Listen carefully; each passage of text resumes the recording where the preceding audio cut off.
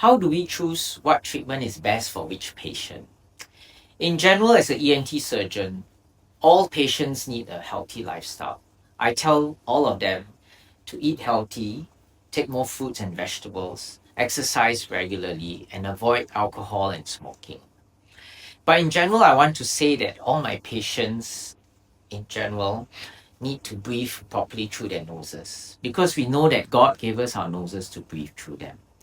And if a patient has an obstructed nasal passage, he tends to open his mouth to breathe.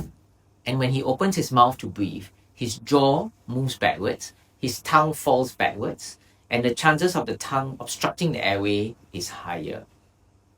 Age is also a factor. We find that patients who are younger, they are less tolerant to the CPAP machine, which I'll show you in the next video, because the CPAP machine can be a bit more cumbersome and difficult to use, especially when they travel. We find that the older patients are more compliant with CPAP because they tend to use it, especially when they know that they have hypertension or risk of stroke and heart attacks are higher.